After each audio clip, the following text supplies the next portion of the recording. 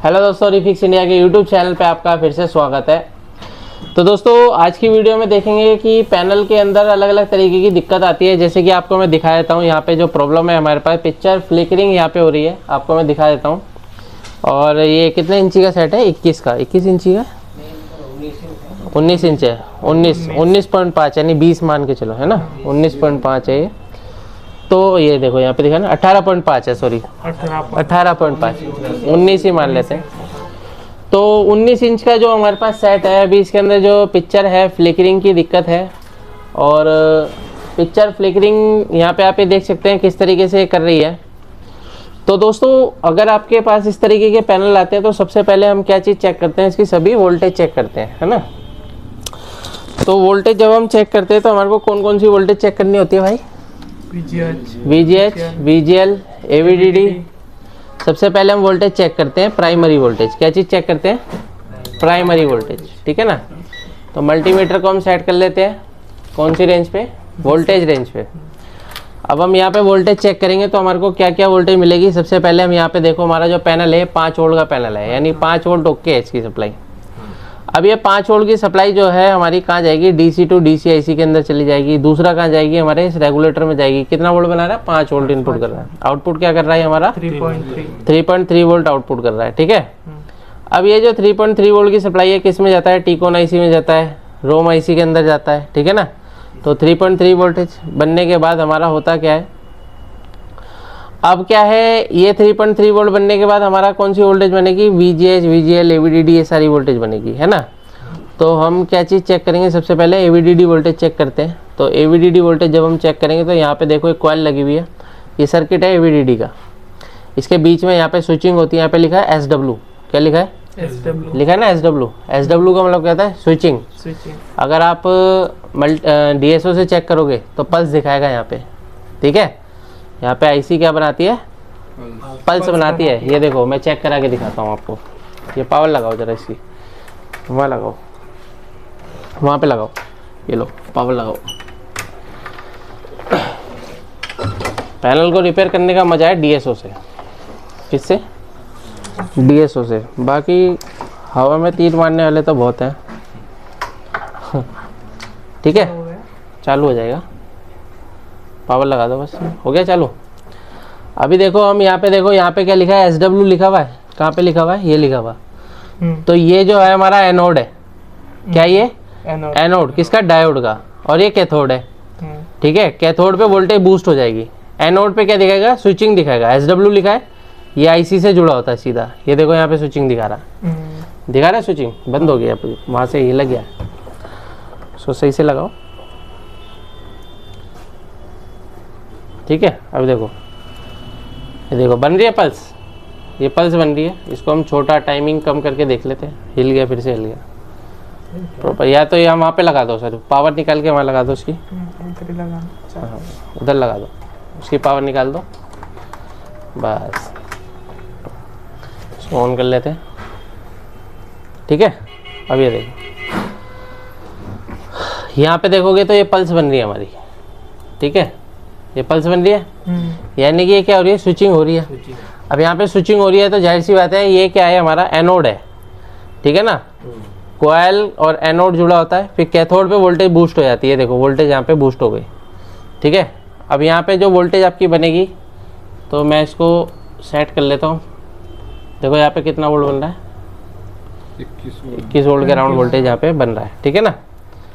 एक मिनट को, 21 नहीं बननी चाहिए यहाँ पे, कम से कम 12 बननी चाहिए, ठीक है। इतनी बूस्ट नहीं होती है क्योंकि 5 वोल्ट का पैनल है ना, तो 5 वोल्ट का पैनल है तो कम से कम 12 वोल्ट बनेगी बूस्ट, ठीक है।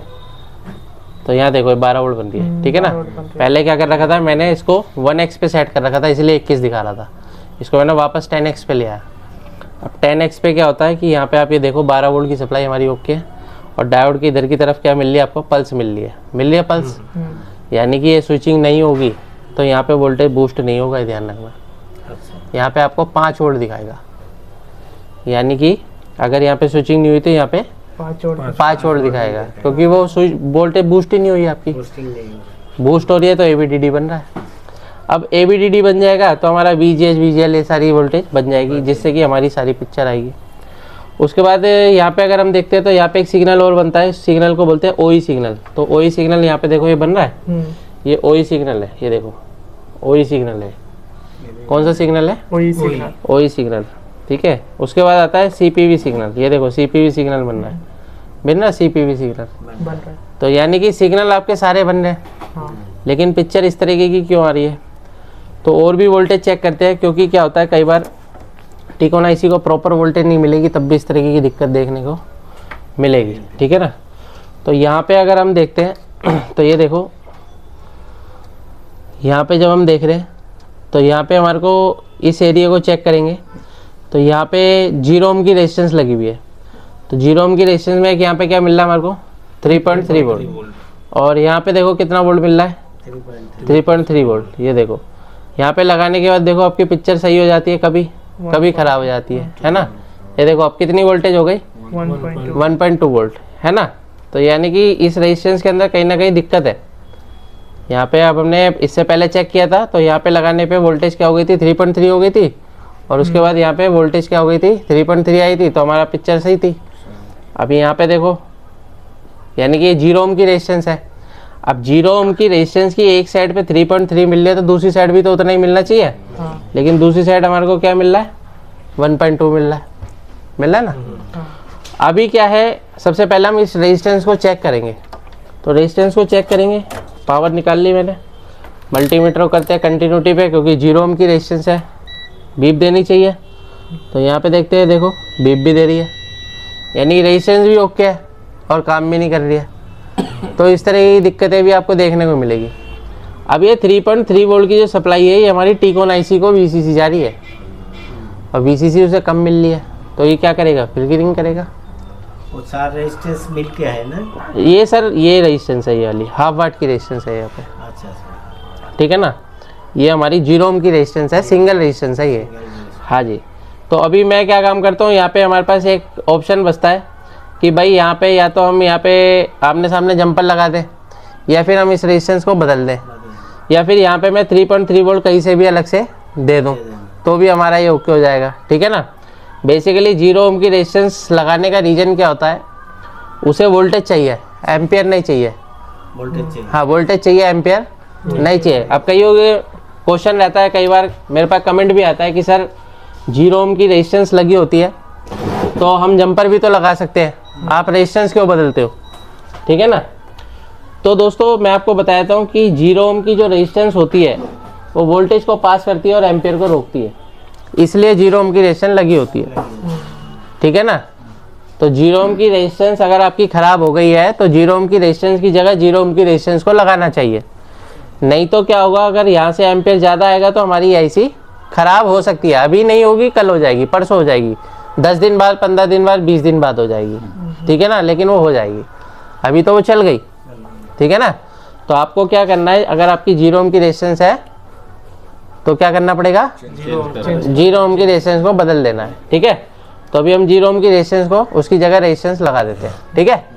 चलो, तो अभी हम क्या करते हैं, ये हमने एसएमडी मशीन ले ली है। एसएमडी मशीन से क्या करते हैं, यहाँ पे हम कोई भी पुरानी पीसीबी आप ले सकते हो, ठीक है ना। पीसीबी के अंदर से क्या करोगे आप? 0 ओम की रेजिस्टेंस निकालोगे, ठीक है ना। अब देखो क्या होता है कि जब भी हम काम करते हैं तो परफेक्ट तरीके की एक तो ट्वीजर चिमटी होनी चाहिए, और परफेक्ट आपके पास क्या होना चाहिए? एसएमडी मशीन, ठीक है ना। तो थोड़ी सी एसएमडी मशीन अगर आप खरीदोगे तो अच्छी क्वालिटी की ले लेना, नहीं तो कई बार क्या होता है पीसीबी क्या होता है जल भी सकती है, आपकी जल जाती है, प्रॉपर काम नहीं करती है ना एसएमडी। तो इसको मैं क्या करूँगा, अभी बदल देता हूँ। ये मैंने निकाल दिया, ठीक है। यहाँ से निकाल के यहाँ से लगाएंगे, ठीक है ना। और हमने कहाँ से निकाली थी भाई? यहीं से निकाली थी। ये हमने लगा दी, ठीक है। ये हमने 0 ओम की रेजिस्टेंस यहाँ पे लगा दी। हालांकि 0 ओम की रेजिस्टेंस यहाँ पे बीप दे रही थी, लेकिन फिर भी ये वोल्टेज पास नहीं कर रही थी। अब पता नहीं ऐसा क्यों हो रहा है, सप्लाई देने के बाद हो सकता है अंदर से इंटरनली कुछ प्रॉब्लम कर रही हो। अभी हमने क्या है, रेजिस्टेंस को बदला है, तो रेजिस्टेंस पहले हम चेक कर लेते हैं। तो रेजिस्टेंस ओके है अभी फिलहाल के लिए। अभी हम सप्लाई लगा के देखते हैं भाई, सेम कंडीशन है, अगर सेम कंडीशन रहती है तो मैं क्या काम करूँगा, अलग से यहाँ पे वोल्टेज 3 वोल्ट दे दूँगा। वैसे ऐसा होना नहीं चाहिए, ठीक है ना। तो पैनल के काम इस तरीके से होते हैं कि भाई पैनल का आपके पास सारी आईसी होनी चाहिए। अब कई ऐसे होते हैं, कई कस्टमर देखते हैं कि भाई इस तरीके की दिक्कतें हैं, 5 मिनट में ठीक हो जाती है। तो भाई ऐसा नहीं है, ये सब सीखने के लिए बहुत टाइम लगता है। क्यों, कईयों को 3-3 साल 4-4 साल लग जाते हैं। तो ये मत सोचना कि ये छोटा सा रेजिस्टेंस बदल दिया तो और प्रॉब्लम सोल्व हो गई। ये करने के लिए, सीखने के लिए बहुत टाइम लग जाता है। मैं बहुत छोटी उम्र से काम कर रहा हूँ, तो इसलिए हम पकड़ते हैं इस फॉल्ट को। बाकी ये भाई भी सब सीखने के लिए आए, तो इन्होंने अपना टाइमिंग वगैरह सब लगा रहे हैं, तो वो सब एक इन्वेस्टमेंट है। तो ऐसा मत सोचना कि मैकेनिक तो ये कर देता है, वो कर देता है, मेहनत करता है मैकेनिक भी। तो यहाँ पे हमने बदल दिए, बदलने के बाद अब हम सप्लाई दे के चेक करते हैं क्या कंडीशन है। क्योंकि कई बार कई कस्टमर का फ़ोन आता है कि सर ये तो छोटा सा रजिस्टर ख़राब हो गया, वो तो मैकेनिक इतने पैसे मांग रहा है। लेकिन ये नहीं सोचते कि भाई उस मैकेनिक ने उस चीज़ को सीखने के लिए कितना टाइम दिया होगा। डॉक्टर को कभी नहीं बोलते, डॉक्टर इतना पैसा ले लेता है। हाथ पकड़ के हाँ, वोल्टेज 500 रुपये 500 1000 भी लेते हैं हम। हाँ, 1000 भी ले लेते हैं। तो यहाँ पे हमने इसको सप्लाई दे दी है। अभी यहाँ पे देखो पिक्चर बिल्कुल परफेक्ट तरीके से बन गई है, परफेक्ट पिक्चर काम कर रही है। तो ओके हो गया पैनल। इस तरीके से आप आसान तरीके से काम कर सकते हैं, ठीक है ना। बाकी आपकी जो ट्रेनिंग यहाँ पे चल रही है, कैसी चल रही है आपको ट्रेनिंग? मज़ा आ रहा है? आज कितने सेट आए हैं यहाँ पे रिपेयरिंग के लिए, ईमानदारी से बताना। 80 सेट आज रिपेयर होने के लिए आए हैं यहाँ पे। तो बाहर रखे हैं सेट दोस्तों, तो बहुत सारे सेट हैं अभी रिपेयर होने के लिए आए हैं। उन सबको अभी हम चेक करेंगे एक एक करके।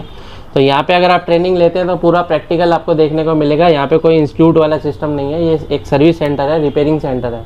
अगर आप प्रैक्टिकली काम सीखोगे तो आप जल्दी आगे बढ़ सकते हो। तो उम्मीद करता हूँ वीडियो आपको पसंद आए, तो वीडियो को लाइक करें, शेयर करें, कमेंट करें। Thank you friends.